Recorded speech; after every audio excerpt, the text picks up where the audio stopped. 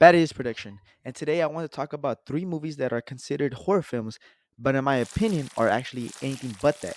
To prove my point forward, I will categorize them into the genre that I think they belong to and explain my reasoning. Before I start, there is a spoiler warning for the following three movies that I will be talking about. The first of the bunch is Seed of Chucky. This is outright a comedy, a spoof, a parody damn near. There is no way the writer and director of this movie had any intentions of making a horror film in the first place. What makes me angry about this is that his predecessor is Bride of Chucky, which is one of my favorite films from that series. Going from that stylized, brutal, and balanced project to this 180 turn is baffling and one of the worst decisions in Hollywood.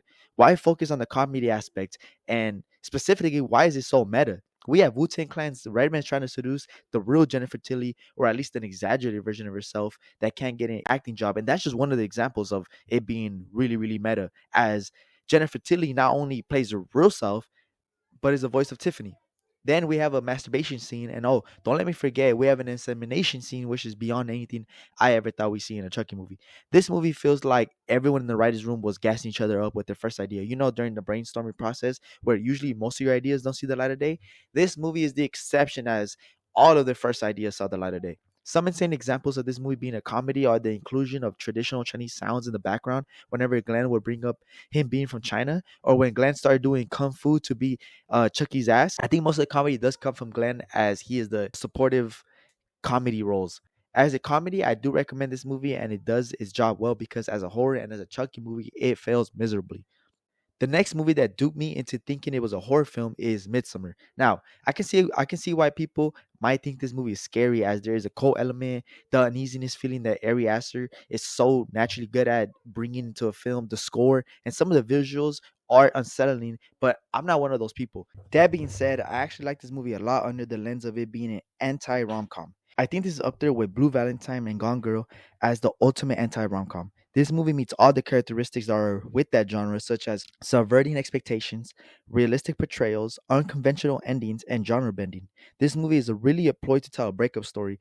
That is something no one can argue, really, as it's in the forefront of the film. And Aster has gone on interviews talking about how he wrote this movie after a breakup.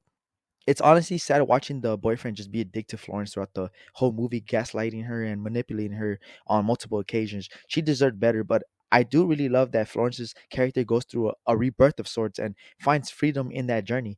I can't get the last image out of my head of her smiling as she watches the flames consume her now ex-boyfriend. It's so satisfying. Now, I did say this was an anti-rom-com because I found a lot of these scenes to be hilarious in a dark humor type of way. Take, for example, the scene where she is talking to her boyfriend about her sister's weird behavior in the beginning of the movie, and he really does not give a flying fuck about her. The way the scene is portrayed is so funny to me. I don't know if it was intentional, but I got a good laugh on the scene. Or another example is where her boyfriend cheats on Florence with the ginger, and he has sex in front of the whole lot. The last time I watched this movie was with my friends at a movie night I had, and I totally forgot this scene existed. And mind you, I had this movie playing outside in my yard from a projector. It was so funny and so awkward. I loved it, but not as a horror film, only as an anti rom com. It checks all the boxes, and in my opinion, it's a better watch through those lenses. The last film I'm going to talk about that I think is not a horror film, and brace yourself as it might be a hot take, is Get Out by Jordan Peele. I think this is more of a sci fi film with horror elements than really anything else. When I sit down and think real hard about the parts that this film scared me, it makes me review what I think horror really is. Does horror really have to scare you? Is something that is scary to others but not to you still horror?